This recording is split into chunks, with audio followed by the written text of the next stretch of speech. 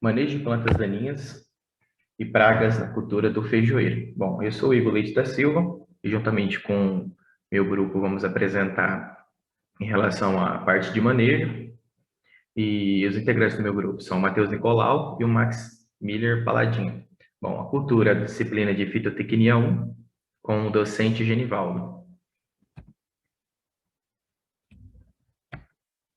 Bom, prejuízos causados pelas plantas daninhas. Bom, em relação aos prejuízos, a gente pode dividir esses prejuízos em duas constantes. A primeira constante seria a parte de prejuízo de danos diretos. O que seria esses danos diretos? Seria a competição, né, propriamente dita, em relação por água, luz, nutrientes, a relação do CO2, né, o gás carbônico, e até mesmo pelo espaço. Essa competição que a gente pode ver aqui, a cultura do feijão ela é altamente susceptível, ou seja, toda a sua fase de germinação, do seu desenvolvimento ali, em questão em condição a campo, né, o feijão ele é extremamente prejudicado pelas plantas daninhas. Por isso que um bom manejo na operação em relação a pré e pós-emergência é de suma importância, isso a gente vai abordar um pouco mais para frente com clareza, né, em termos de utilização de alguns produtos de herbicidas. Essa competição ela vai desfavorecer, ou seja, na parte de que a planta vai estar em todo o seu processo de germinação, ela vai estar ali competindo com a planta, ou seja, aí aqui ela pode estar também liberando os chamados alelopatia. O que seria essa alelopatia? Essa alelopatia nada mais é que alguns compostos metabólicos que as plantas daninhas elas liberam tanto na parte do sistema radicular ou na sua parte aérea. Essas substâncias fazem com que elas conseguem travar a parte de desenvolvimento da cultura de interesse a campo, no caso aqui nossa cultura do feijão. Isso em relação a dano direto, né? E o dano indireto seria o quê? Ela ser um vetor, né, de pragas e doenças, né, como a gente está aqui vendo a setinha aqui exemplificando, né, como vetor de pragas e doenças, e contaminação de semente, ou seja, se algum cultivar ali ela é para em relação plantei, o produtor foi lá e plantou, a sua semente ela não vai ser para campo, vai ser destinado ali à comercialização, ou seja, aqui nessa parte, aqui nesse dano indireto, se tiver alguma planta daninha, vai estar ali atrapalhando aquela parte de pureza, né, que vai ter para ser comercializada. E até mesmo aqui ela vai estar atrapalhando também na colheita, ou seja, ela vai estar lá na hora que o produtor entrou com as suas máquinas, né, seus implementos em condição a campo para a colheita, vai estar lá algumas reboleiras de algumas plantas daninhas, isso vai estar tirando a qualidade ali do seu produto final. Bom, como sabemos, a competição das plantas daninhas com as culturas, ela depende de alguns fatores, né? Tais eles, eu vou dar alguns exemplos aqui, como as espécies de plantas daninhas, ou seja, essas espécies de plantas daninhas estão relacionadas assim. Cada cultura, elas vão ter algumas plantas daninhas susceptíveis que vai estar influenciando ali na sua perda de desenvolvimento, ou em relação à condição de origem da área. Algumas áreas, ela pode ter característica de ter uma corda de viola, outra área pode ter mais fedegoso, carrapicho ou alguma outra gramínea. Isso vai de acordo com a área e a região que vai ser cultivada a cultura de interesse. Bom, a densidade de plantas daninhas, esse aqui é a fertilidade do solo, a disponibilidade de água e o hábito de crescimento de cada cultura. Ou seja, essas competições elas vão estar habituadas diretamente em toda a relação, condição de produção a campo. Bom, a cultura do feijão, ela não tolera, como a gente já tinha falado, né, a incidência ali de plantas daninhas. E no início do seu desenvolvimento da cultura, ou seja, em condições plantadas, né, o produtor foi lá, inseriu em condição a campo, houve a emergência, ou seja, após 30 dias de plantado, ou seja, essa é a fase primordial que vai travar o desenvolvimento da planta de cultura de interesse. As plantas daninhas vai estar atuando diretamente ali em competição por água, competição por nutriente, receptação ali de CO2, né? E assim vai estar atrapalhando e travando o seu desenvolvimento. Bom, assim, geralmente, apenas uma intervenção de pós-emergente, ou seja, se nessa fase aqui de germinação passou entrando no V2 aqui, onde a planta ali já liberou seu primeiro par de folha, ali é bom estar utilizando geralmente um pós-emergente, utilizando um produto ali que pode estar travando o desenvolvimento ou surgimento de novas plantas daninhas, que passou na aplicação ali de pré-emergente, né?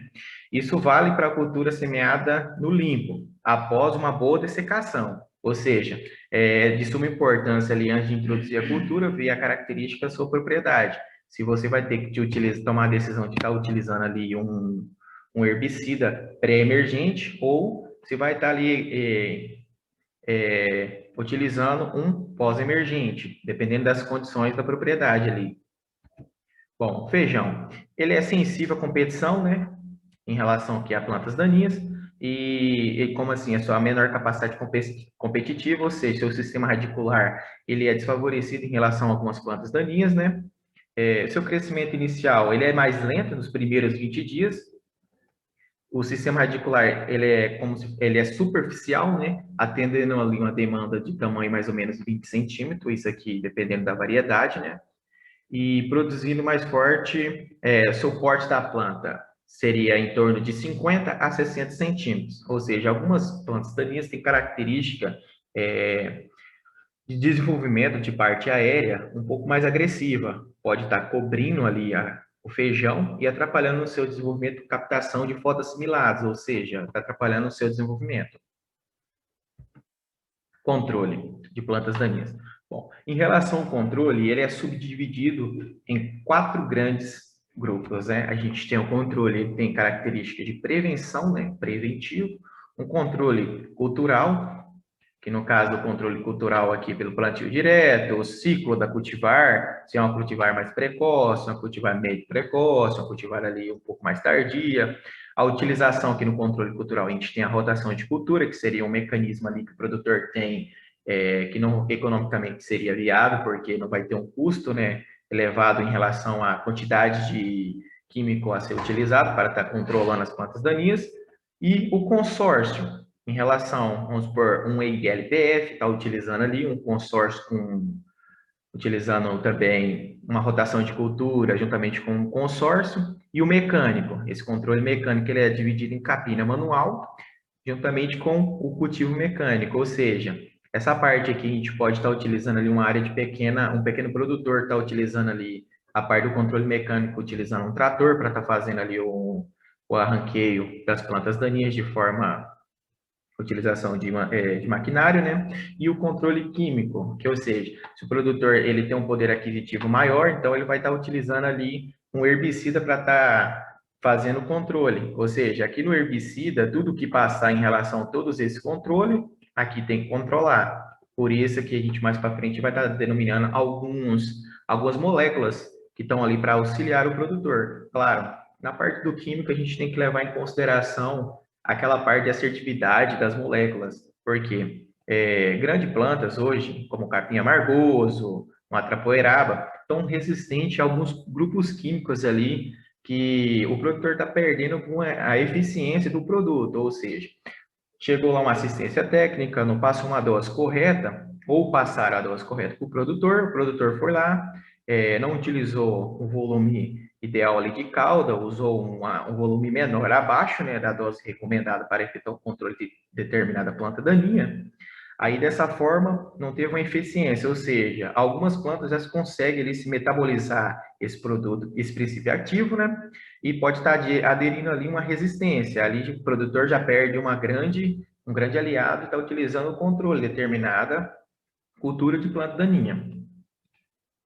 Bom, controle preventivo. Controle preventivo, ele estabelece a disseminação ali das plantas daninhas na área. Ele tem que ser prevenido, esse controle preventivo, ele vai ser nada mais é que uma prevenção que o produtor vai ter mediante ali as condições da sua área, se vai ter ou não, se tem ou não uma incidência de plantas daninhas, então ele vai fazer uma prevenção. Nessa prevenção, o produtor ele vai ter que aderir a uma utilização maior de sementes sadias, né, uma semente de qualidade, uma pureza maior, vai estar adentrando também a utilização de uma área com adubação totalmente regulada, bem recomendada, para aderir toda a demanda nutricional que a planta vai ter. Bom, os cuidados.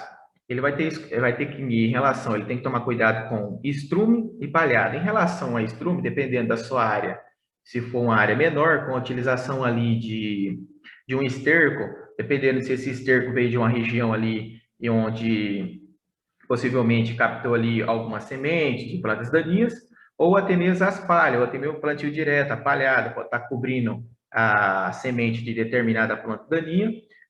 Consequentemente, na hora de efetuar o plantio ali, veio o maquinário, a semeadora veio e semeou, pode estar recobrindo, né? Muitas vezes o produtor opta ali por estar utilizando a botinha ou está utilizando o cultivo semi-mecânico, né? E pode estar descobrindo e aí entrar naquele processo, né, de quebra de dormência dessas plantas daninhas, né, favorecendo assim o surgimento de novas plantas daninhas na área. Bom, a limpeza das máquinas e dos implementos agrícolas é de suma importância, né? Dentre ali, chegou no barracão, efetuar o plantio ou efetuou alguma destruição, eliminação ali de alguma erva daninha, a limpeza é de suma importância para quê? Que ela não carrega sementes ou resto da cultura, porque pode estar disseminando em determinada região da área do produtor. E carreadores e terraços. Esses carreadores e terraços aqui tem que ser extremamente cuidado, né? Porque vai estar dando uma translocação ali de tanto implementação ou até mesmo dos colaboradores da fazenda, né? Ou propriedade. Bom, controle cultural. Esse controle cultural ele tem de forma a aproveitar ali as características da cultura, para que esta leve uma vantagem sobre a planta daninha, ou seja, o espaçamento versus cultivar. Então, esse espaçamento versus cultivar, ele tem que ser ponderável, ou seja, que vai favorecer toda a parte ali de desenvolvimento da planta. Determinada planta daninha, ela pode ser interromper o seu crescimento e desenvolvimento em relação aqui à relação de espaçamento e cultivar, né? Determinada cultivar ela pode ter um poder de arranquio, um vigor maior na sua parte de desenvolvimento, nesses seus primeiros dias de emergência, em relação ao seu espaçamento. Bom, o hábito de crescimento, esse hábito de crescimento aqui vai depender da cultivar, ou seja, o produtor vai lá, utiliza uma variedade de feijão, que ela tem uma característica, um hábito de crescimento após plantio de 3 a 5 dias, ela já começa a sua fase de desenvolvimento de emergência, né? Rompeu ali, começou toda a sua fase de desenvolvimento. Essa cultivar, ela vai estabelecer um vigor, onde essa planta ela vai ter um poder de arranque maior, mas isso em relação às condições, né? A utilização aqui no controle cultural, a gente tem um plantio direto, seria um plantio sobre palhado de alguma cultura. Geralmente o feijão, que é uma cultura de segunda safra, é muito utilizado ali em relação, depois que o produtor colheu o milho, entrou ali com feijão, ou pegou uma soja, entrou com feijão, dependendo se perdeu o time do plantio da primeira safra, entrou com feijão. Essa rotação de cultura, ela veio para aliar, ela está no controle cultural aqui, mas ela serve para prevenir em determinadas situações que o produtor vai ter condição a campo, né? O consórcio, em relação, pode estar utilizando o ILPF, a semeadura logo após a dessecação, ou seja, efetuou a dessecação, a utilização de um herbicida ali, para pegar determinada planta daninha, foi lá, utilizou, já veio com a semeadora, ou seja, nesse intermédio da utilização, da aplicação ali do herbicida, a planta ela começa a se desenvolver melhor, ou seja, com o surgimento da quebra de dormência dessas sementes das plantas daninhas, a planta de cultura de interesse ela já vai estar em um estágio maior de desenvolvimento, ou seja, ela vai estar recobrindo, assim, impedindo toda a parte de desenvolvimento da planta daninha. E uma última gradagem imediatamente antes da semeadura, ou seja, de determinada substância, um herbicida ali, tem que fazer a aplicação da dessecação e posteriormente fazer uma gradagem, ou seja, que vai fazer um revolvimento do solo, vai estar levando esse princípio ativo para estar eliminando algumas plantas, para pegar algumas plantas daninhas que ficou, que vai ser na próxima safra, vai estar germinando. Bom, controle mecânico. Esse controle mecânico, ele pode ser dividido em capina manual e o cultivo mecânico. Essa capina manual seria o físico, controle mecânico aqui. Bom, essa capina manual, ela seria para um produtor de pequeno porte, em relação, vou passar a imagem aqui, né? Como a gente pode ver aqui, essa capina manual, ela é utilizada muito em pequenas áreas e possui um maior número de mão de obra, ou seja, como a gente está vendo aqui, condição a campo aqui, a cultura do feijão ela está bem pré-estabelecida, e hoje surgem algumas plantas daninhas. Como a área ela é pequena, não tem necessidade do produtor aderir à utilização do implemento agrícola. Claro que seria bom para facilitar a quantidade de mão de obra, um serviço mais rápido, mas se o produtor não tem condição, a utilização aqui do método manual é muito eficiente. Ele vai ter um número X de colaboradores, vão estar utilizando uma ferramenta, uma enxada, para estar fazendo o arranque e eliminação dessas plantas daninhas. Ou seja, seria uma forma que o produtor tem para otimizar o gasto na utilização de moléculas aqui, né? Ele vai estar favorecendo aqui a planta de cultura de interesse que nossa, que seria o feijão, vai estar fazendo toda a eliminação, arranqueio aqui, e aqui ele vai estar enfileirando, ou pegando essas plantas, depositando em algum determinado ponto de coleta para fazer o descarte, né? Que algumas plantas daninhas têm um hábito de ser vetores e transportar algum tipo de doença ou trazer alguma praga para a cultura nossa de interesse. Bom, depois que fez aqui a eliminação, o produtor ele vai levar para descarte, como a gente tinha falado, e vai estar favorecendo, assim, uma otimização de gastos, né? Bom, controle químico. O controle químico utilizado os herbicidas, né? Ele possui duas características. Ele pode ter vantagem e desvantagem. Mas a maior vantagem hoje da utilização para o produtor seria a praticidade. O que seria essa praticidade? O produtor, se ele tem um poder aquisitivo maior, ele vai levar a utilização do herbicida, ele vai trabalhar toda a sua parte operacional, da seguinte maneira. Essa parte operacional, se ele tem os implementos adequados para fazer toda a parte de pulverização em condição a campo, ele vai determinar ali para estabelecer uma tomada de decisão. Se ele vai fazer, se a sua condição ali, se a sua propriedade, ela obteve uma característica de incidência de determinada planta daninha.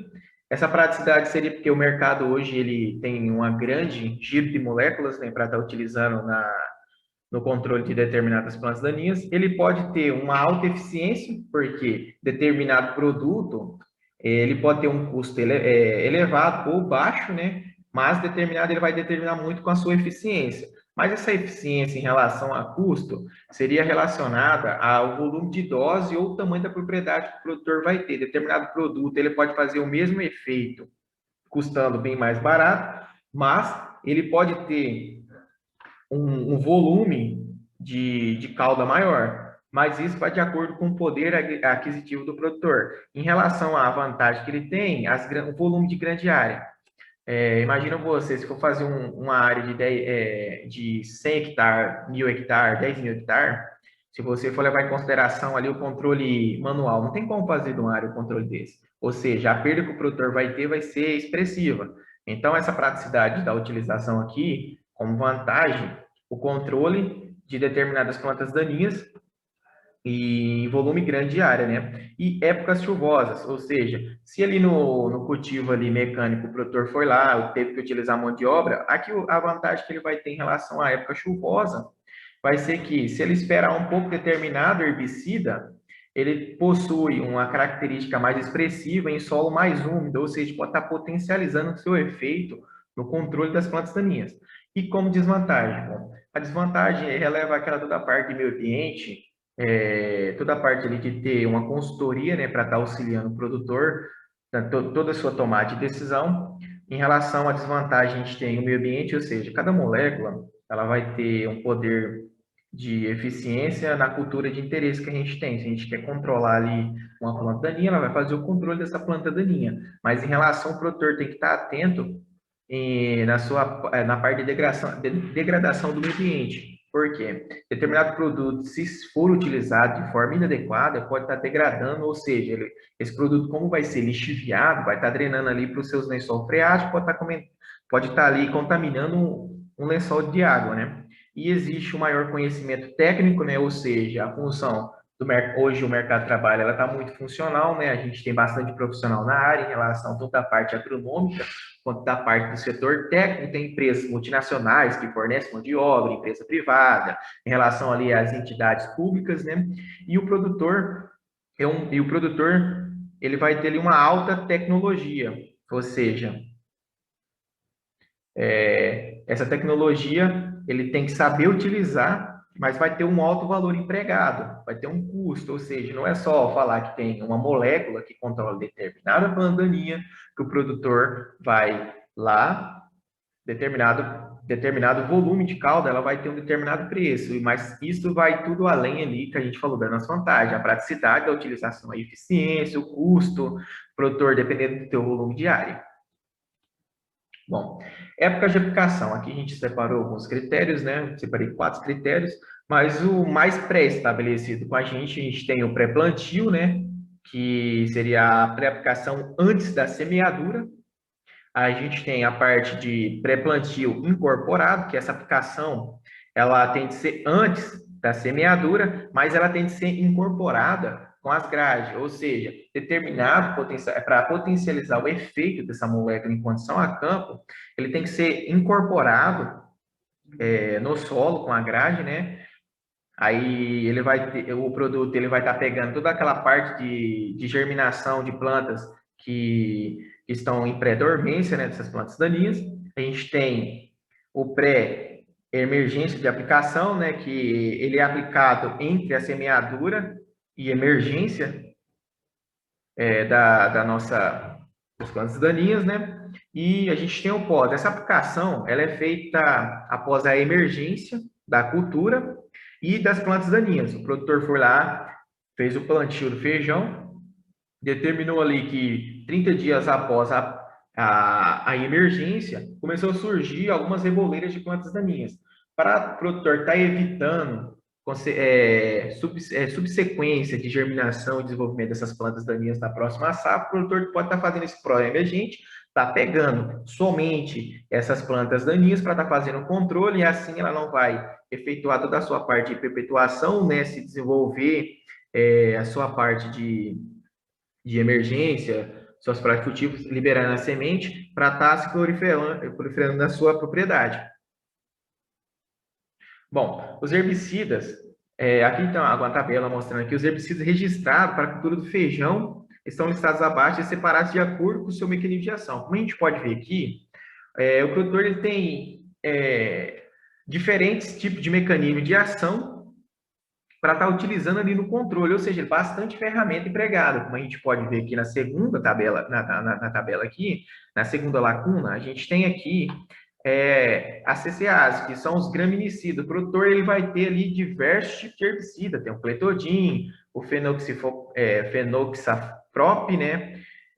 Tem o aloxifop, que é muito bem utilizado hoje em relação ao controle de graminicida, né? Muito utilizado ali para pegar uma gramínea, um capim-colchão, para estar pegando até mesmo o milho tiguera, né? A gente tem o fotossistema 2, tem o fotossistema 1, Protox, o EPS-PS, o GS, o inibidor de microtúbulo, que é muito bem utilizado, tem o ALS, e mistura de 2 mecanismos de ação, ou seja, que potencializa a utilização para controle de plantas daninhas, né? Bom, os herbicidas registrados, a gente pode ver aqui pela tabela ali que a gente observou que tem várias opções de graminicidas, né, de inibidor da CCK na cultura do feijão, ou seja, são os herbicidas mais utilizados para estar controlando X gramíneas na cultura do feijão. Bom, fatores que vão influenciar na eficiência desses herbicidas. Alguns fatores eles são de característica interna, né? Eles são inerentes aos herbicidas, são muito bem importantes para se obter uma boa eficiência. Bom, esses fatores dizem a respeito do tipo de solo, vai ser a respeito ali o clima, a técnica que vai ser utilizada, o momento da aplicação, tudo isso vai ser um fator determinante para estar delimitando a aplicação desses herbicidas. Como a gente pode ver que determinado herbicida, ele vai ter uma característica potencialização maior em uma condição de um solo mais úmido, se ele vai ser incorporado, se ele vai ser aplicado, e se ele é um herbicida de caráter pré ou pós-emergente, tudo isso vai ser umas tomadas de decisão que o produtor hoje ele já tem ciência dessa utilização, mas os meios técnicos ali, o papel do agrônomo para estar auxiliando essa utilização dessas moléculas para estar utilizando de forma adequada, pode estar auxiliando o produtor e até mesmo a nova geração de agrônomos, né, a estar fortificando a utilização dessas moléculas que estão no mercado, porque uma molécula hoje, tanto de herbicida, inseticida ou até mesmo de uma molécula química para estar controlando fúngica, né? Demoram mais ou menos em torno de 10 a 15 anos, ou seja, é um valor muito agregado para estar produzindo, para o produtor estar utilizando de forma inadequada, né? Não está passando ali pela consultoria, não está passando por um técnico, responsável técnico bem qualificado, para estar utilizando essas moléculas. Bom, o tipo de solo. Bom, o tipo de solo, as condições que apresenta esse solo, ela pode esse solo, um prévio conhecimento da textura do solo, o seu teor, a matéria orgânica, é fundamental, já que as argilas e os humus, elas tendem a dissolver os herbicidas, ou seja, a utilização de herbicida, ela tem que ter um estudo ali da característica do tipo de solo, determinado herbicida, ele pode ser absorvido, né, pelos humus ou até mesmo pela matéria orgânica, pode estar perdendo a sua eficiência. Bom, a umidade do solo, o teor de umidade no solo, ele relaciona-se ali com a eficiência, né, de praticamente todos os herbicidas pré-emergentes, né. Um exemplo é a utilização ali do Algodium, esse herbicida pré-emergente é muito utilizado hoje nas lavouras, tanto para utilização ali do feijão, a soja, em determinadas outras lavouras, né? Onde o seu caráter de umidade do solo, ele transmite maior efeito em relação quando o solo está úmido. Ou seja, por isso essas características, elas podem ser um fator de onde vai aumentar a eficiência de tal herbicida ou diminuir a eficiência.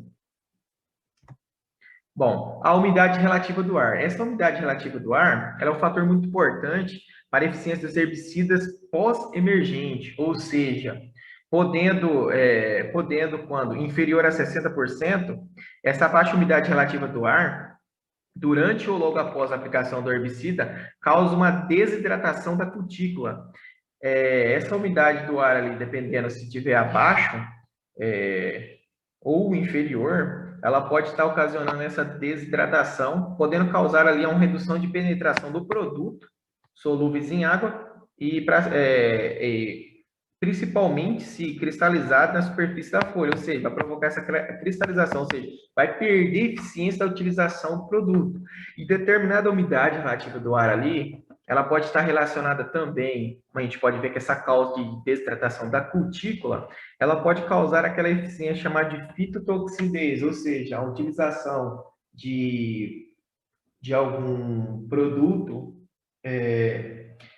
sem um adjuvante de qualidade ou até mesmo esse adjuvante pode estar ocasionando a incompatibilidade dessa molécula, ou seja, o produtor ele tem que saber se esse herbicida ele vai ter um característica que pode ser misturado, se ele vai ser um herbicida que vai estar utilizando ali com adjuvante para potencializar a utilização, romper essa cutícula dessas plantas daninhas para estar efetuando ali o pegamento, né, dessas plantas daninhas. O horário de aplicação também seria um fator primordial, ou seja, se você for fazer uma aplicação em determinado horário do dia, ela corresponde a essa aplicação de maneira eficiente, né? Ou seja, em temperaturas mais amenas, vai ter uma eficiência bem maior do que em temperaturas com a empregação de um alto teor de radiação solar, ou seja, pode estar degradando o produto com alta intensidade de radiação solar. Bom, as principais plantas daninhas. Aqui, as principais plantas daninhas, a gente tem as gramíneas, né? As principais gramíneas que atacam a cultura, tanto a cultura da soja, mas quanto a cultura do feijão. A gente tem o capim-colchão, capim colonião, temos ali o capim braquiária, né? Temos o capim carrapicho e o capim arroz. Ou seja, a gente pode ver que possui determinadas espécies de plantas daninhas de característica de gramíneas, né? Por isso ali a gente já tinha explicado anteriormente a utilização dos inibidores de graminicida do ACCase, né?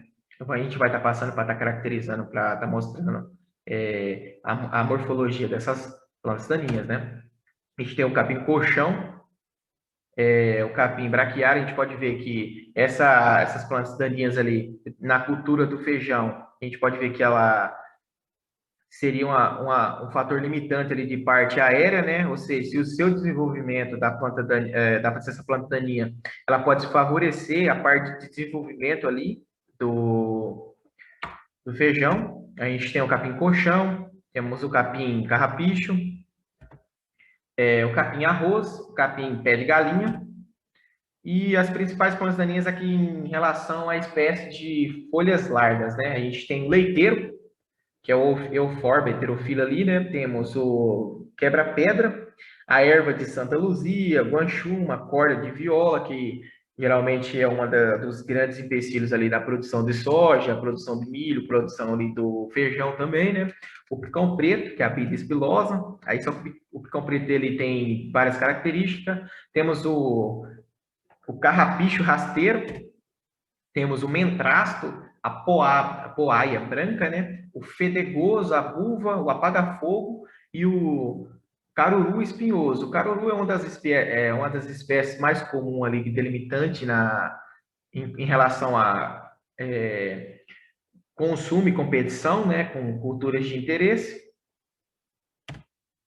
Aí o leiteiro, esse aqui seria a forma de exemplificação, né? Em condição a campo, o produtor não sabe que planta daninha é, se ele tem alguma relação técnica, é só pegar essa folha, fazer um corte nessa haste dela aqui, ela vai estar ali mostrando, delimitando ali um surgimento de um leite, né? Por isso que denomina o nome de leiteiro. Bom, a gente tem o quebra-pedra, tem uma erva de Santa Luzia, guanchuma, só exemplificando, né, como que seria morfologicamente em relação à condição a campo, se aparecer o surgimento dessa planta daninha, o carrapicho rasteiro, o mentrasto, o fedegoso, a poaia branca, a buva, caracterizando aqui, que também seria é uma das plantaninhas mais delimita a produção do feijão e da soja, né, o apaga-fogo e o caruru espinhoso. Bom, os herbicidas para o controle de plantas daninhas no feijão. Aqui eu vou estar exemplificando alguns dos herbicidas mais utilizados para estar controlando algumas dessas plantas daninhas. Bom, a gente tem o metalocloro, mais conhecido, o nome popular de Dual Gold, né? Esse é um produto da Syngenta. Quando aplicar? Logo após o plantio, né? Ou no máximo um dia depois da pré-emergência do feijão, é um produto pré-emergente ali, né? Em relação para poder pegar nessas plantas daninhas. Ele tem um aspecto de controle de determinada plantas daninhas. A dose recomendada, você vê, ele pega praticamente quase uma, duas, três, quatro, cinco, seis, não só essas, né, mas ele pega outras plantas daninhas também. Essa dose recomendada no solo médio, a pesado, pode estar aplicando ali em condição a campo de 1,25 litros por hectare, né? Bom, variedades do feijão, na qual é recomendado a utilização ali do All Good.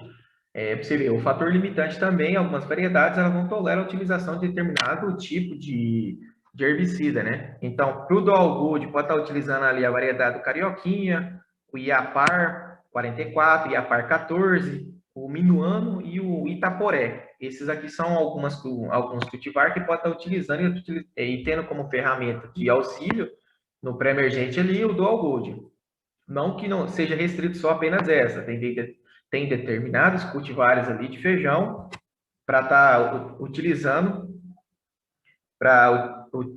o Dual Gold, né?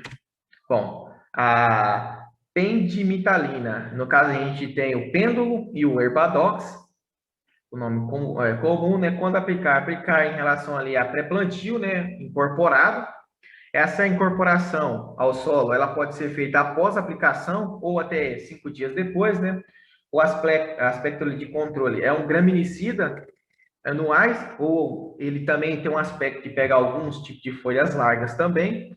Uma dose recomendada ali, em um solo arenoso, utilizar de 2 a 2,5 litros por hectare, né?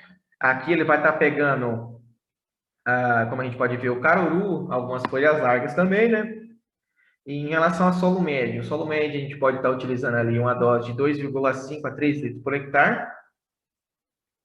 E em relação ao solo argiloso, a gente pode usar de 3 a 4 litros, ou seja, em relação ao solo argiloso demanda maior volume de produto, dependendo porque pela forma de absorção, né, do produto, diminuindo a sua eficiência, e pode ser incorporado uma profundidade ali de 3 centímetros a 7 centímetros, ou pode ser dispensado no caso quando ocorre uma chuva de 10 milímetros após a aplicação. Então, esse 10 milímetros aqui seria se deu uma chuva e teve uma aplicação desse produto.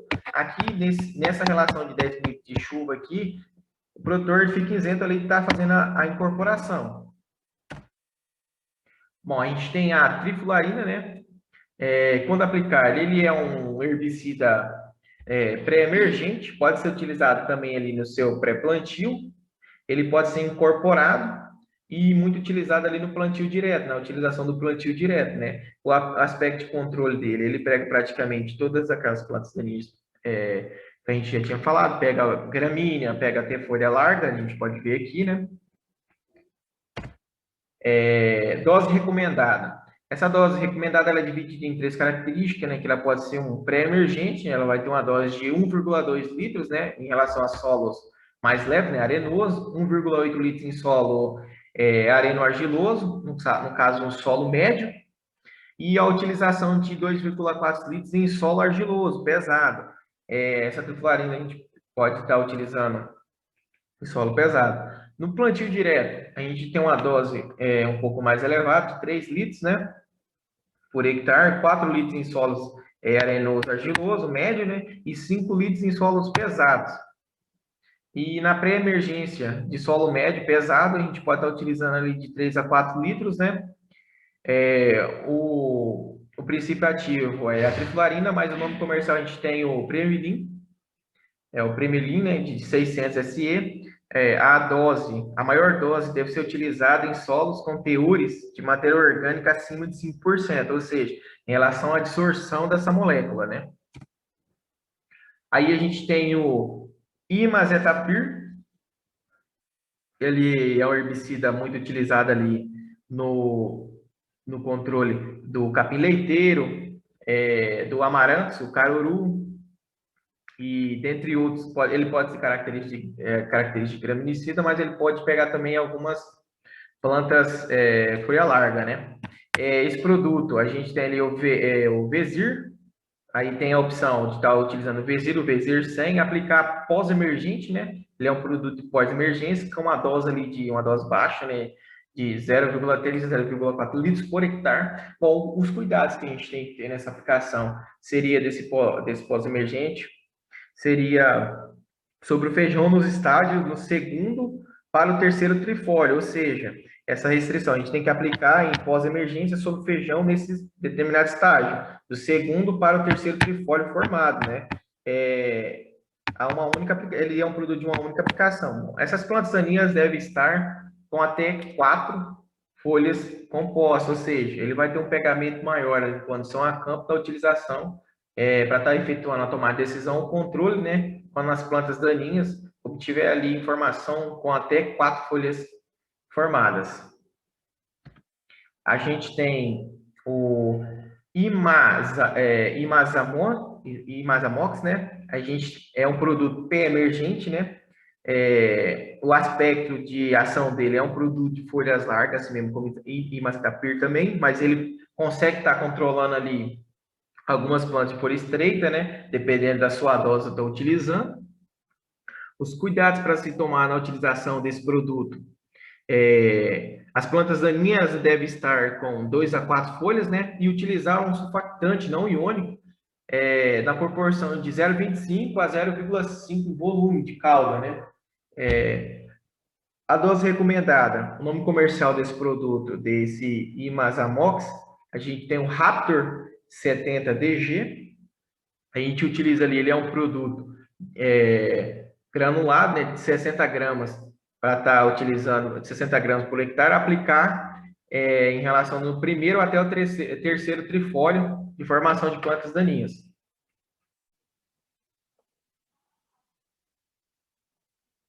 Vamos dar continuidade falando um pouco sobre o manejo de pragas. Bom, o manejo de pragas é uma tarefa complexa e que tira o sono de muitos agricultores em todo o país, pois ela exige uma recomendação rápida e precisa para minimizar ao máximo os danos à cultura. Como sabemos, esses insetos, quando irão atacar a planta, eles não perdem tempo para ocasionar os danos. E minimizar esses danos, no final do processo produtivo, vai resultar em um maior ganho produtivo da sua área. Se você demorar a tomar essas decisões, consequentemente, esses insetos vão prejudicar o resultado final de produção dessa sua área. As pragas da cultura do feijão, ela é dividida em três grandes grupos. Podemos dividi-las elas em três grandes grupos. Primeiramente, é para facilitar a hora de identificação e também facilitar a tomada de decisão final. O primeiro grande grupo são as pragas de solo. O segundo grande grupo são as pragas das folhas e, por último, as pragas das vagens. Esse grupo das pragas de solo, eles ocasionam danos principalmente nos estágios iniciais da cultura e ocasionam danos diretos à produção final, pois muitas atacam a fase de plântula e semente. Com isso, são danos irreversíveis. Já as pragas das folhas é o espectro de pragas que atacam o maior número de estágios fenológicos do feijão. E as pragas das vagens vão ser as pragas que irão atacar principalmente as vagens da cultura, as vagens, a fase reprodutiva da cultura. Para entendermos, para realizarmos o manejo de pragas no feijão, precisamos também conhecer um pouco sobre os estágios fenológicos da cultura. Essa cultura que vai iniciar ali do V0, estágio de germinação, até a maturação, pois em todo esse processo vai ter incidência de pragas. E com isso, vai facilitar o responsável técnico, ou agrônomo, ou o próprio produtor que irá lá na propriedade observar, ver os danos, saber o estágio fenológico, ajuda também no resultado final do manejo. Aqui nessa imagem, exemplifica um pouco essa relação pragas com fenologia. As pragas de solo, elas vão atacar, ocasionar danos nas fases iniciais da cultura, que vai ali desde da semente ao chão, desde a germinação da semente, né, até a fase de plântula, V1 até o V4. As pragas de folhas, elas atacam em maior amplitude nessa fenologia, começando desde as primeiras formadas até a fase reprodutiva, que começa o enchimento de grão. Já as pragas das vagens, são os percevejos e as largatas que vão ocasionar danos às vagens, ela vai começar ali no primeira formação de grãos, né, no estágio R6 ali, quando começa a formação, começa o enchimento de grão, até o final. Os percevejos, por exemplo, eles atacam as fases iniciais da cultura. Mas quais são as etapas para o manejo que eu devo adotar? Quais são as etapas que eu devo adotar? Primeiro, a identificação dos danos e as pragas presentes no local. Segundo, é a amostragem dessas pragas. A terceira etapa é a verificação do nível de controle e a última etapa é a tomada de decisão propriamente dita. Na identificação dos danos, por que é importante? Pois cada praga ela tem um sintoma singular que relaciona esse dano a ela. Quando o produtor, ou o próprio técnico, ou o agrônomo estiver presente no talhão, ele observar plantas murchas, plântulas com murchamento, plântulas cortadas no início da fase dos estágios fenológicos, ele já pode ter uma noção que poderá ser o próprio lagarta elasmo ou a lagarta rosca. Então isso auxilia, porque cada praga, como eu já tinha dito, tem um sintoma singular que relaciona aquela doença, aquele sintoma a ela.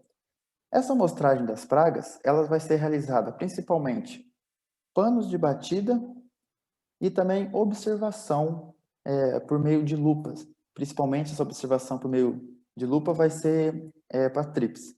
A verificação de nível de controle vai levar em consideração estudos feitos por pesquisas que vão demonstrar o nível de controle, ou seja, até que ponto essa praga pode permanecer na minha cultura sem prejudicar a produção final. E a tomada de decisão vai ser qual manejo que você vai utilizar para controle dessas pragas. Vai ser manejo cultural, manejo controle biológico, controle cultural ou controle químico. Bom, para a amostragem, devemos levar essa regra básica, que em áreas de até 5 hectares, fazer 4 pontos de amostragens. Em áreas de 10 hectares, 5 pontos. Até 30 hectares, realizar 6 pontos de amostragem. Em áreas de até 50 hectares, 8 pontos. E em talhões de 100 hectares, realizar 10 pontos de amostragem. Essa amostragem ela tem que ser realizada de zigue-zague pelo talhão, a fim de homogeneizar a amostra, para aproximar ao máximo a infestação real daquela praga. Em áreas acima de 100 hectares, devemos separá-las em talhões de 100 hectares ou menos para facilitar essa amostragem. Se utilizarmos menos pontos de amostragem, por exemplo, em 100 hectares eu vou lá e realizo apenas 5 pontos. Eu não estou sendo preciso na minha amostragem. Com isso, eu posso ter uma tomada de decisão prejudicada, pois eu não consegui ter uma amostra homogênea total dessa área. Nesses pontos de amostragem, realizar em 2 metros lineares da emergência até o estágio de 3 a 4 folhas. Quando a cultura, o feijoeiro, ele ultrapassar esse estágio de 3 a 4 folhas, realizar em 1 metro linear. Utilizar o pano de batida e, com isso, chacoalhar as plantas para que esses insetos eles desprendam da planta e possam ser identificados no plano de batida. Aqui é uma sequência de imagens explicando esse processo, esse procedimento. Primeiramente, nesses estágios mais iniciais, estágios fenológicos mais iniciais, o responsável técnico que irá realizar essa amostragem vai com uma trena ou com um objeto com uma medida conhecida de 1 metro, nesse caso vai utilizar 1 metro já, que ele vai jogar aleatoriamente na linha, aonde esse objeto parar, ele vai fazer a amostragem, ver se tem presença de danos, se tem presença de insetos, quais são os danos, se tem inimigos naturais nessa amostragem dele, e com isso ele vai anotar essas informações. Por exemplo, nessa figura 4, em uma linha você encontrou um sintoma de planta morta, que no caso essa planta ao centro. Ela está diferente das outras ao lado. Qual vai ser a possível causa desse sintoma? Então, o responsável, a pessoa que está fazendo essa amostragem, esse manejo, ela vai ver o estágio fenológico. Podemos perceber que é o estágio inicial. Possivelmente pode ser um ataque de lagarta elasmo ou a própria lagarta rosca. Na figura 5, as bordas e os folíolos superiores da planta são enroladas. Possível ataque branco. Então, o sintoma ele vai ser sempre singular a praga. Ou seja, cada praga vai ter um sintoma de ataque, um sintoma de dano singular, que vai conseguir identificar esse sintoma de dano à praga propriamente dita. Outra análise que deve ser realizada é o nível de desfolha da planta. Ou seja, qual é o nível de desfolha aceitável? O ideal é que não tenha zero, que tenha zero, mas é quase impossível alcançar 0% de nível de desfolha, mas que fique abaixo de 15% de nível de desfolha. Pois se já chegar a esse nível de 36%, 39%, já se torna inviável até o manejo, até o combate dessa praga, porque ela já prejudicou o resultado final da produção. Outra é a amostragem da larva minadora, nessa figura 7. Que vai ser utilizar uma lupa e com essa lupa observar esses sintomas, essas galerias formadas. Ou seja, observou essa presença dessas galerias formadas na folha, esses riscos, já sabe que está ligado ao ataque da larva minadora. Outra forma, quando as plantas já atingem um estágio fenológico maior, com mais formação de folhas, utilizar o pano de batida. Esse pano de batida vai ficar entre as linhas e você, com auxílio de alguma pessoa ou até mesmo sozinho, vai realizar o chacoalho dessas plantas, ou seja, vai balançar essas plantas para que a praga desprenda da planta e caia no pano de batida. O pano de batida tem que ser branco para facilitar a identificação dessa praga, desse inseto que está ocasionando dano. Aqui é mais uma imagem mostrando a amostragem visual das vagens para a verificação da carta das vagens.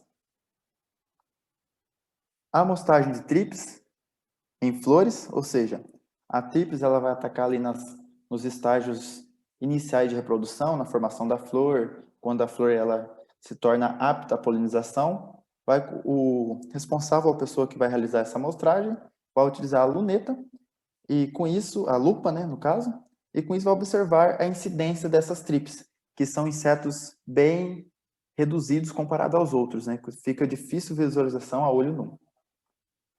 Após realizado as amostragens, vai realizar o levantamento, vai anotar esses dados.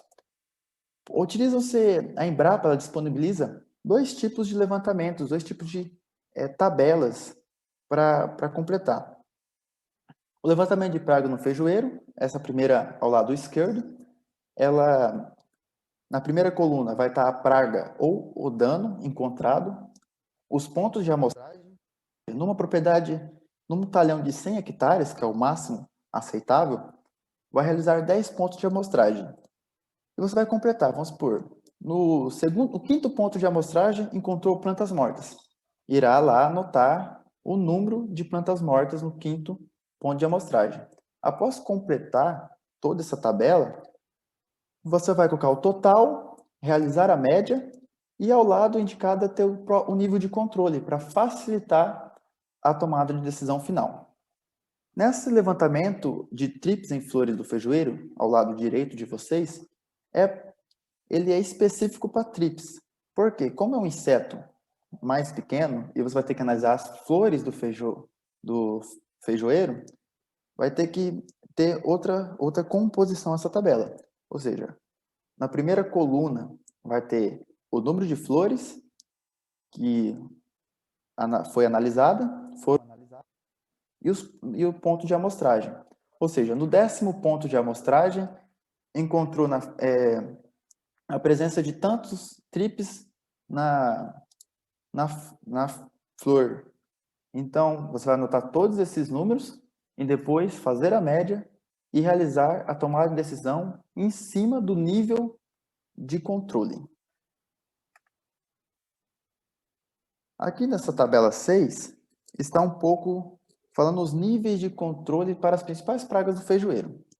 Por exemplo, vamos pegar aqui a larva minadora. Temos que saber qual estágio de desenvolvimento do feijoeiro foi encontrado esse dano. Se foi ali na fase vegetativa, o nível de controle adotado é 1 a 2 larvas vivas por folha, não considerar as folhas primárias. Se for encontrado 1 a 2 larvas vivas, já tem que ser utilizado o controle. Outro exemplo, vaquinha. Até a formação das vagas. Se for observados, fez o pano de batida, 20 insetos no pano, ou em 2 metros de linha, já realizar o nível de controle. Se encontrar menos que 20 insetos, por exemplo, foi encontrado 10 insetos no pano de batida, não precisa realizar esse controle, pois ela ainda não está prejudicando o resultado final de produção dessa área. Mas lembrando que esse nível de controle ele vai variar conforme a propriedade e conforme a produção de feijão que está sendo adotado. Esse feijão é para quê? Ele está sendo produzido para grãos ou para sementes? Ele está sendo fazendo trabalho de melhoramento genético ou para que está se produzindo esse feijão? Então tem que levar em consideração isso também, pois muitos produtores, principalmente de sementes, que produzem sementes de feijão, adotam níveis de controle mais baixos, pois o resultado final pode ser totalmente inferior se encontrar até 18 vaquinhas, por exemplo. Então, como que ele vai vender o seu produto vai vender ele com valor agregado maior? Então, ele pode se dar ao luxo de adotar níveis de controles mais baixos, que assim o seu controle não vai ficar mais caro que a venda do seu produto. Dando nisso um pouco nas pragas de solo, vamos falar aqui sobre a lagarta elasmo, que é Elasmopalpus lignocellus. Ela vai atacar o caule das plântulas, normalmente próximo ao colo, que vai ser aquela região que divide a linha do solo e com a parte sobre o solo. Em alguns casos de maior infestação, elas costumam atacar e raízes, mas nesses casos é só quando a infestação está fora do aceitável. O adulto dessa lagarta, ela é uma micromariposa cinza que vai medir de 15 a 23 milímetros de envergadura, que é a medição de uma ponta de uma asa à outra ponta da outra asa. A postura vai ser nas plantas, na própria planta do feijão, no solo ou em restos vegetais da área. A lagarta, ela pode atingir 15 milímetros de comprimento. E para uma característica importante que ajuda na identificação é a formação de abrigos feitos de seda ou detritos e partículas de solo. Esses abrigos eles são de fácil visualização na área. Então, encontrou essa característica dada à lagarta elasmo. O ciclo biológico tem duração média de 42 dias.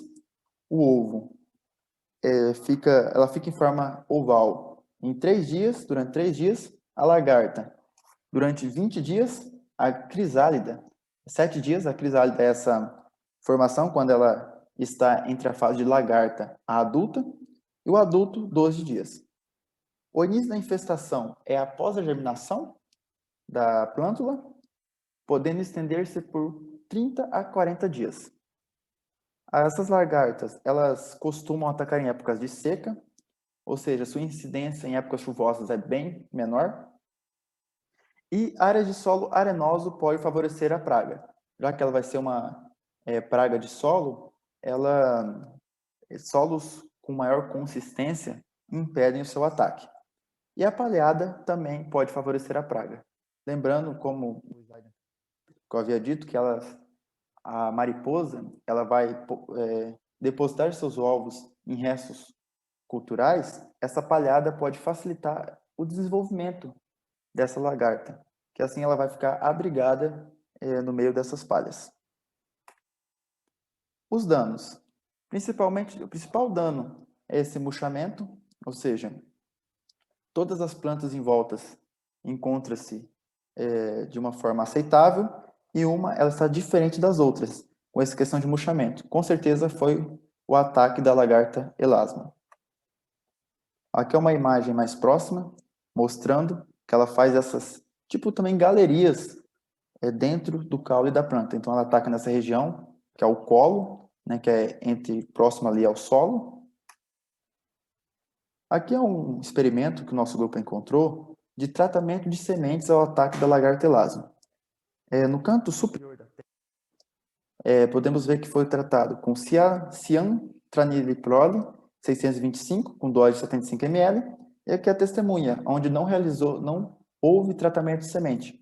Podemos ver que o dano foi severo no local que não houve o tratamento de sementes. Então, temos que ficar ligados a essa praga. O controle adotado pode ser químico por meio de tratamento de sementes ou culturais com maior densidade de plantio e irrigação. Pois, como eu havia dito, essas lagartas elas têm menor desenvolvimento com a presença de chuva ou umidade. Então, em áreas irrigadas, a incidência da lagarta ela é bem menor. O nível de controle adotado é 2 plantas murchas ou mortas em 2 metros lineares. E nessa figura, alguns exemplos de produtos utilizados no tratamento de semente, como o Standactop, que é um fipronil. Outra é a lagarta rosca, Agrotis y. Essa é a espécie mais comum nas lavouras de feijão. Elas atacam desde a semente no suco de plantio até as plântulas recém-emergidas. Ou seja, por ela atacar essa cultura no seu crescimento inicial, os danos são irreparáveis, já que se ela atacou uma semente, vai ser uma planta a menos produzindo grãos na sua área. O adulto são mariposas de 35 milímetros de envergadura, que é a medida de uma ponta de uma asa à outra. E a lagarta, ela tem coloração pardo-acinzentada, escura, e mede até 45 milímetros. A ovoposição dessa lagarta ela vai ser realizada no solo, no caule e folhas do bacheiro das plantas. O período larval ele dura em torno de 30 dias. A pupa no solo tem duração de 15 dias. E por que ela tem esse nome lagarta rosca? Porque uma característica dessa lagarta é que quando são tocadas, elas se enrolam e ficam nesse aspecto de rosca, como podemos observar na figura, nessa imagem presente aí. Ela fica encolhida, que é uma forma protetiva que ela tem. Aqui são algumas imagens mostrando o dano. Aqui, nessa primeira imagem, é o dano numa gramínea, e na segunda imagem é no feijão. Percebe que o dano é parecido. Ela come, né, vai se alimentando dessa plântula, nessa fase inicial, até que a plântula é derrubada e com isso a plântula irá morrer. E a característica básica, ela com certeza foi tocada, se sentiu ameaçada, ela se enrola formando com essa característica de formar uma rosca. O controle. O nível de adotado é o mesmo da lagarta elasmo, de 2 plantas danificadas ou cortadas em 2 metros lineares. O controle que podemos utilizar é o comportamental, com iscas atrativas. Essas iscas vão ser utilizadas 1 kg de triclorfon, e essas iscas vai ser uma mistura de 3 litros de melaço, ou 1 kg de açúcar, mais 25 kg de farelo de trigo ou soja e 1 kg de triclorfon. Essas iscas vão ser espalhadas nos talhões, e esse triclorfon, quando essa lagarta ela se alimentar dessa isca, vai chegar a morrer. E o controle químico, que vai ser granulados sistêmicos, por meio do tratamento de sementes e pulverização com metamidofós e acefato. Aqui são alguns produtos químicos registrados para cultura, para o controle da lagarta rosca. Essa primeira imagem foi do Agrofit, que o produto é o Ortene 750BR Sementes. Ele é um produto de tratamento de sementes, ele é um acefato.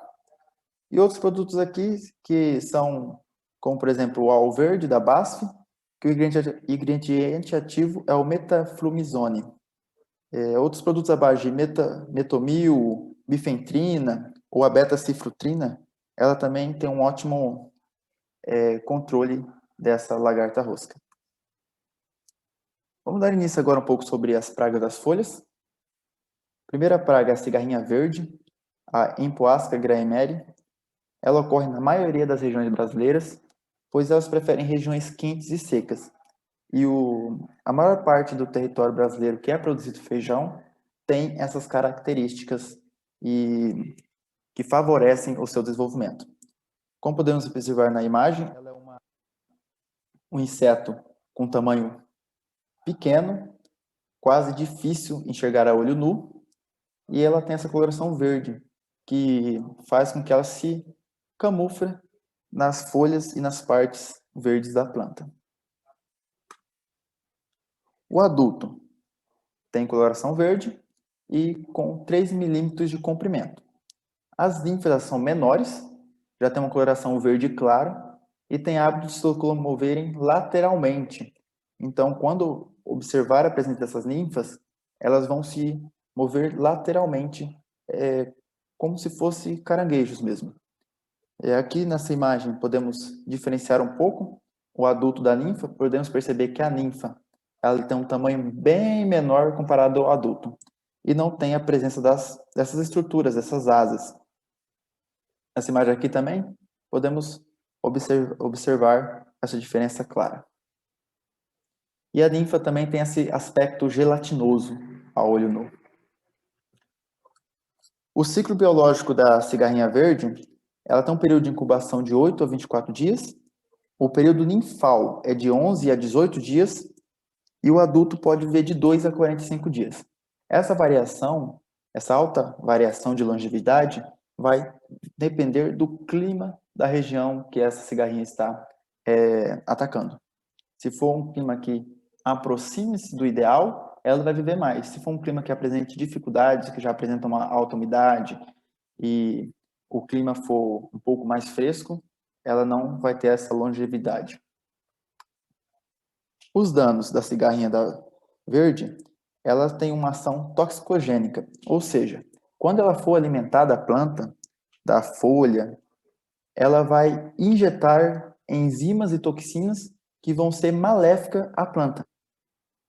E em populações elevadas, levam ao enfesamento das plantas, porque essa injeção de enzimas e toxinas vai ser também elevada, que passam a mostrar os folíolos enrolados para baixo ou arqueados, levemente arqueados.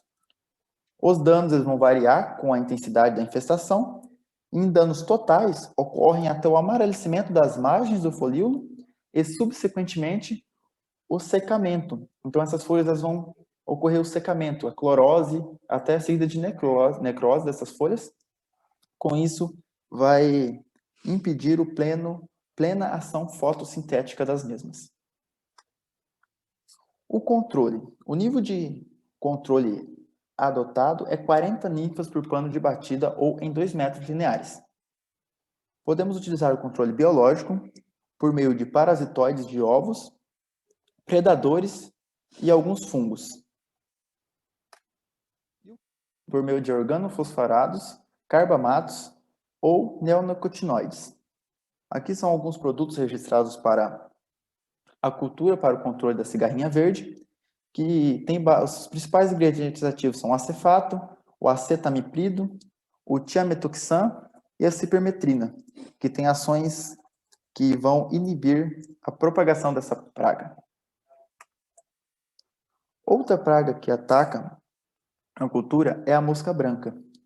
Ela é encontrada nos estádios V1 a R5 e vai atacar a planta sugando a seiva. Mas o principal dano dela não é esse ato de sugar a seiva. A maior problemática é a transmissão do vírus do mosaico dourado do feijoeiro. Esse vírus ele tem altos danos à cultura, podendo chegar até 100% de dano em uma área de grande infestação. E também o vírus suave do calpi, que nessa imagem é mostrando a mosca branca. Ela também é um inseto de tamanho bem reduzido. Esses são insetos pequenos, de 1 milímetro de comprimento, com 4 asas membranosas recobertas por uma pulverulência branca. A característica dessa mosca branca é essa pulverulência. Nós vamos voltar no slide antes. Podemos perceber que parece que foi tacado algum tipo de sal ali por cima, algum trigo, por exemplo. O trigo vai ficar essa pulverulência. As ninfas são escamiformes e diferindo muito do adulto.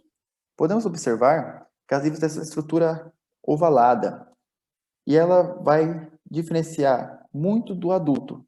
Não tem presença de asas também e parece dar umas aparências um pouco com a cochonilha, a longa visão. E elas vão se diferenciar também entre elas, porque vai ter 4 instars. O primeiro instar, o segundo instar, o terceiro instar e o quarto instar. E como diferencia um instar do outro? Principalmente o tamanho.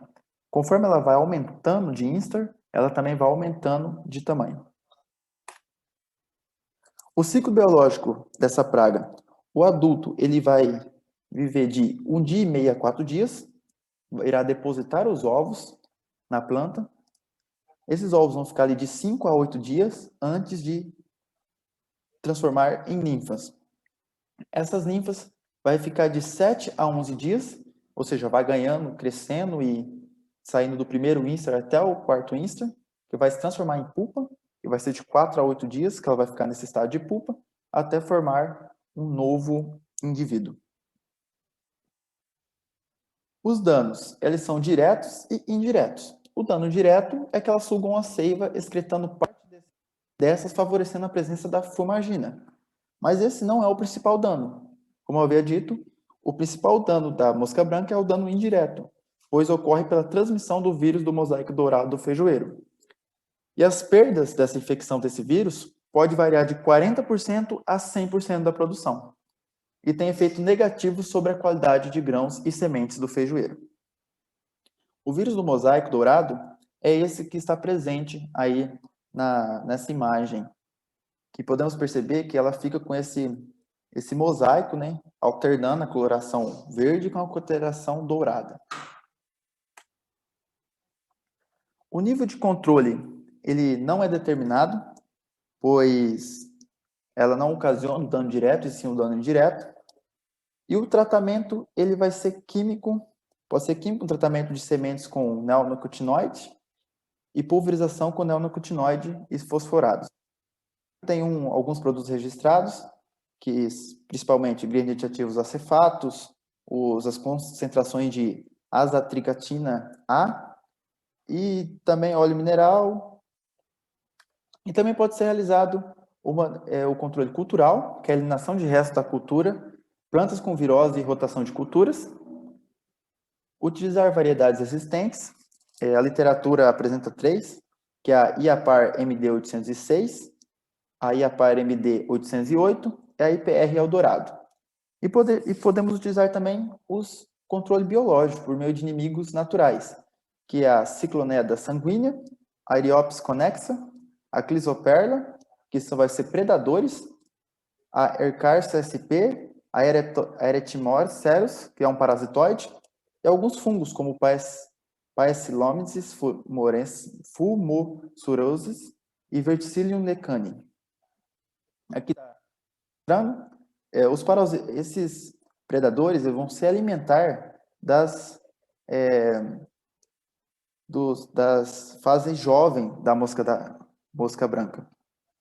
Eles vão se alimentar dessas pulpas.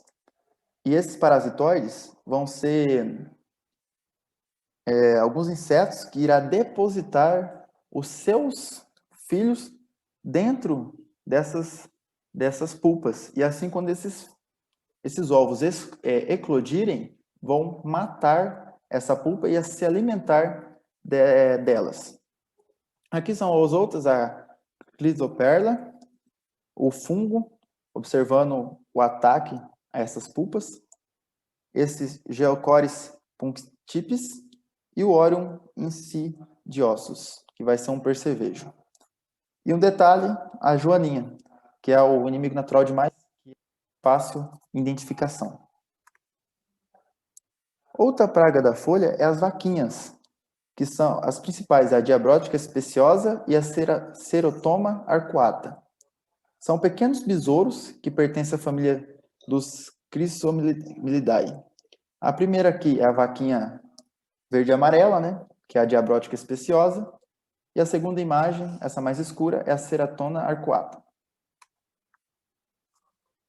Os adultos da especiosa, ela apresenta coloração verde, como podemos observar ali na imagem anterior, cabeça marrom, com 3 manchas amarelas no dorso.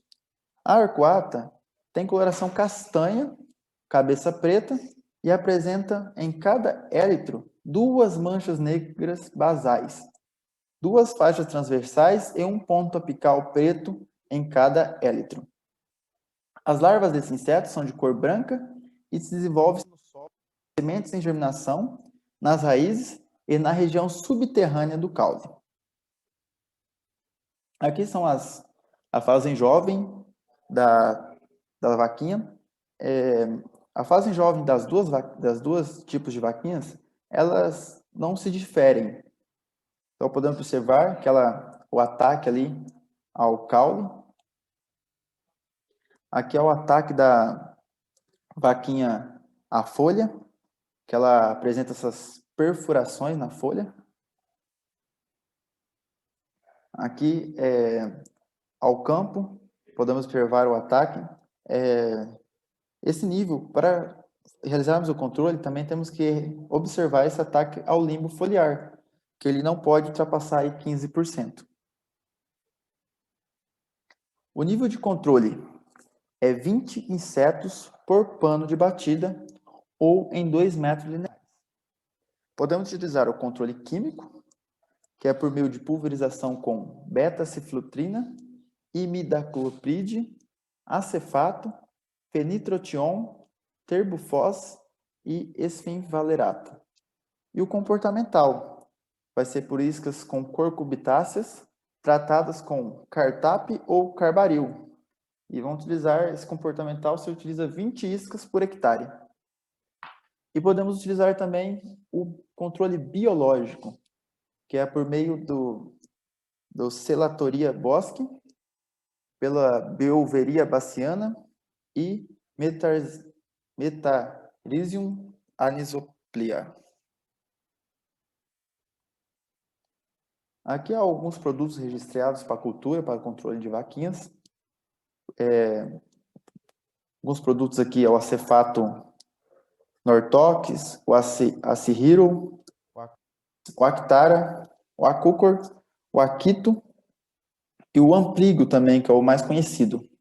Eles vão ser, os ingredientes ativos principais vai ser o acefato, o clorantraniprole e o lambda-cialotrina.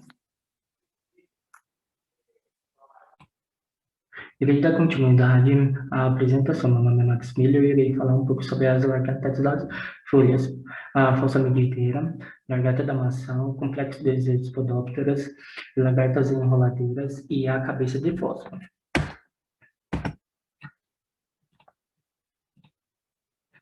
A falsa mediteira tipicamente apresenta apenas 2 pares de pernas falsas na região abdominal, fazendo com que no seu deslocamento ocorra intensos movimentos do corpo, fazendo com que emita palmas. Elas são mais comuns na região do centro-oeste do Paraná. Elas são favorecidas pelo estágio de estiagem. Descrição. Apresenta 3 pares de pernas ambulatórias.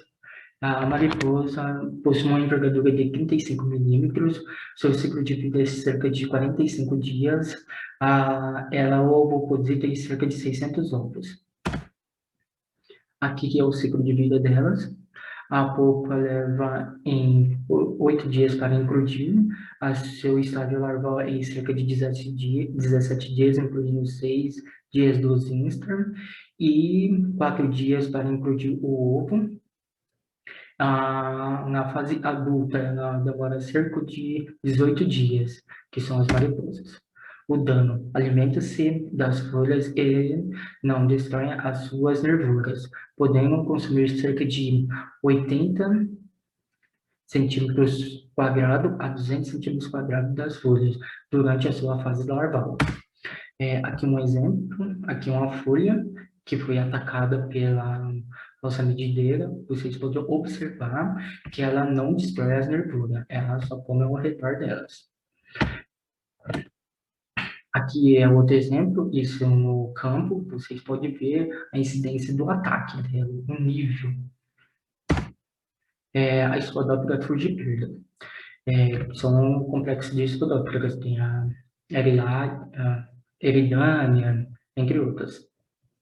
Atacam vagens e folhas, em alguns casos pode provocar desfolhas intensas. A sua descrição: são mariposas com altas capacidades de ovopositar 200 ovos, 2.000 ovos, podendo apresentar comportamento da lagarta da rosca, cortando plântulas recém-emergidas, além de consumir folhas atacadas. A sobrevivência na palhada dificulta o controle dessa praga. Aqui vocês podem observar a cosmioide, a fugipirda e a eridane. Aqui a lagarta da espodóptera, vocês podem observar que ela vive no meio da espalhada, como eu tinha dito, que dificulta o controle delas. Lagarta das maçãs. Descrição. Pragas tipicamente do algodão e do milho, ela ataca as folhas e as vagens, são mais tolerantes aos inseticidas. Por isso que você vai ter que entrar com a dose máxima recomendada. Aqui vocês podem observar que ela ataca realmente as vagens e a sua coloração é amarronzada com uma estria preta em cima e no seu abdômen são verdes. E elas são pelosas. Lagartas enroladeiras. A mariposa possui uma envergadura de 2 centímetros e a sua coloração é amarela ou alaranjada. Permanece com as asas abertas quando em repouso e a lagarta possui cerca de 2 centímetros de comprimento. A sua coloração é amarelada, translúcida e com o passar do tempo ela se torna verde. Vive em abrigos formados por uma ou mais folhas enroladas e colocadas em teias. O seu dano é consumo da parênquima das folhas. Aqui vocês podem observar, ela consumo do parênquima das folhas, as teias onde ela fica viva ali, tipo, que a forma fica ali. Aqui outro exemplo, que vocês podem observar a mariposa estando em repouso com as asas abertas, como eu tinha dito. Aqui é outra ilustração que você pode observar a lagarta ali, o parênquima da folha destruído, que ela raspou, e a lagarta da cabeça de fósforo. Ocorre com baixa frequência, normalmente ela é controlada pelas outras aplicações de pragas. Você também pode observar que ela mantém repouso com as asas abertas. A sua coloração é verde, com listras amarelas. Vocês podem observar mesmo que ela tem uma cabeça parecida com um fósforo. Para você fazer o monitoramento da lagarta, você tem que ver o nível de desfolha, primeiro, aí 30% antes da floração e 15% após. Só que é recomendado você fazer uma aplicação, tipo, antes, antecipando isso, que é a entrada de aplicação, com a entrada dessa aplicação. O controle é feito por controle químico e a lagarta das vagens.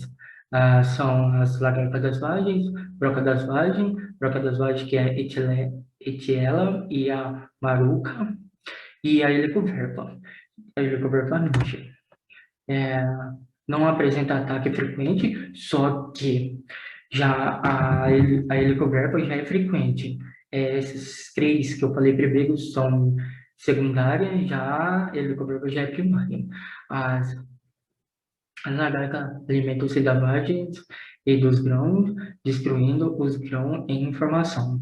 A performance nas vagens favorece a entrada dos saprófitas e deprecia o produto. Ele acaba perdendo valor assim que chega nas indústrias. Lagarta das vagens, a amostragem. Você faz o plano de batida, você retira aquelas vagens que estão atacadas e vê o índice de ataque. O índice é cerca de 20 lagarta por metro linear, aí você entra com uma aplicação. Só que você tem que entrar com uma aplicação preventiva para fazer o controle dessa praga. Geralmente é utilizado o clopidogrel e o carbaryl, que são produtos químicos. trips. Tem o trips palmi, Callitrips brasiliensis e o trips tabaci. O Callitrips brasiliensis, vocês podem observar que ele possui uma coloração mais escura,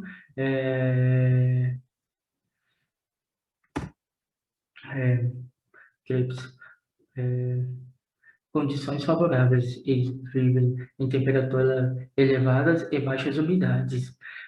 Os seus danos são decorrentes da alimentação das ninfas e adultos nas folhas e nas flores. Pode ocorrer também queda da produtividade dos botões florais e das vagens, provocando estrias e dobramento das bordas das folhas, ficando com coloração e quebradiças. Aqui um exemplo. O trips, ele ovopositando e se alimentando das folhas. Para fazer o monitoramento, você tem que encontrar cerca de 100 trips em um metro linear ou 3 trips na folha, para você entrar com uma aplicação. A aplicação geralmente é realizada com acefato, carbaryl, dimeato, carbosforol, são os mais utilizados. Mosca minadora. As larvas fazem galerias irregulares na face superior das folhas. A destruição do parênquima foliar é considerado um dano direto da mosca minadora, resultando em redução da capacidade fotossintética e, consequentemente, queda da produtividade. Isso afeta muito na produtividade final. Para fazer o monitoramento, você tem que encontrar cerca de 20 folhas trifoliadas, ponto, e não pode ser aquelas folhas primárias. Aí você entra com um controle químico. Na fase larval, o controle recomenda-se a pulverização com inseticidas do peretroide ou a aplicação de inseticidas sistêmicos granulados específicos para a cultura. Os ácaros. Tem os ácaros brancos, os ácaros rajados. Os ácaros brancos, eles possuem uma coloração branca quando em fase de jovem e quando o adulto apresenta a coloração amarelada. Isso as fêmeas. Os seus ovos possuem uma coloração esverdeada com os pontos brancos. Aqui é o ciclo até chegar à fase adulta, são de 3 a 4 dias. Seu tamanho não muda, que o ovo mede em cerca de 0,2 milímetro, e na fase adulta ele chega a medir de 0,2 milímetro também. Isso não muda. Aqui vocês podem verificar quando ele ataca, ele acaba ocasionando uma ondulação nas folhas. Aqui são outro exemplo, que quando ele ataca também causa o bronzeamento das folhas, fazendo com que você ache que seja uma deficiência de adubação, de nutrientes. Já os ácaros rajados, ele possui uma coloração amarronzada com manchas escuras, que são manchas pretas, e a cor do seu ovo são uma cor creme. Por exemplo, aqui você pode perceber o dano que ele causa. Ele dá um aspecto que as folhas estejam enrugadas, velhas, quase chegando no estado de começar o estado de senescência da folha, para chegar a cair. Olha lá, você pode verificar também que começa o leve bronzeamento das folhas.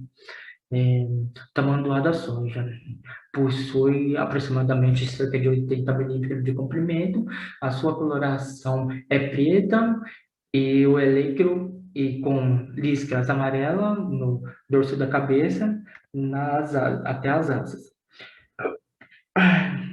O adulto, ele ataca o caule da planta, regaçando esse caule e acaba formando galho. O dano são causados tanto pelos adultos, que raspam o caule e desfiam os tecidos, como pelas larvas brocadas e provocada o surgimento de galhos, como eu tinha dito. O seu controle é com rotação de cultura, pode ser de soja, milho e soja, ou feijão, milho e feijão, associado a plantas iscas e o controle químico. Aí você entra com o controle químico também. Espécies não hospedeiras são milho, milheto, sorgo e girassol. Espécies preferidas são a soja e o feijão. Percevejos. Os percevejos possuem alta capacidade de causar dano e, mesmo em baixa população, causam dano significativo. As várias alimentam-se diretamente dos grãos desde o início de formação das vagens. Prejudicam também a qualidade das sementes, reduzindo o poder germinativo, transmitindo a mancha de leveduras provocada pelo fungo Nematospores. Ele acaba também perdendo a produtividade e afetando assim no futuro quando você for mandar para as indústrias. Isso acaba depreciando o produto. Os grãos atacados ficam menores, enrugados, xoxos e mais escuros. Para você fazer o monitoramento do percevejo, tem que realizar o plano de batida. Esse plano de batida você tem que encontrar no mínimo, no máximo, 2 percevejos por metro linear. Isso que eu recomendo você fazer encontrou um. Pá, você já sabe que você vai ter muita dificuldade com percevejo, porque você vai ter que entrar aplicando isso de qualquer jeito. Hoje em dia, se você fazer rotação de cultura, não é muito viável, porque hoje o percevejo ataca todos esses tipos de cultura. Aí você tem que entrar com o quê? Com aplicações químicas. O que seria isso? Você vai ter que entrar com aplicações pesadas, porque aqui na nossa região você encontra muitos índices de ataque de percevejo, principalmente depois de colher a soja ou feijão. Aí, um manejo que eu vi que vem dando certo em alguns lugares é você entrar com um dessecante, que é um herbicida, junto com o Mustang, em doses pesadas, para limpar a mesma área. Aí você pega e coloca a sua cultura. Os principais produtos que o pessoal vem utilizando é Engelpleno, Mustang, Zeus, o Acefato e o Gold. Com isso, você tem que ainda rotacionar esses produtos, porque se você só ficar usando o mesmo produto, a praga vai acabar criando resistência.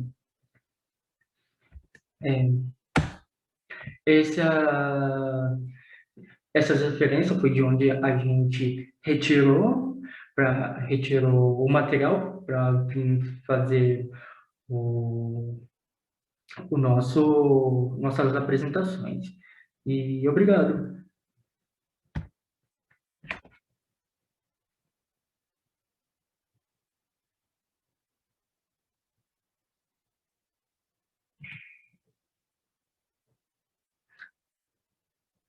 Terminei aqui.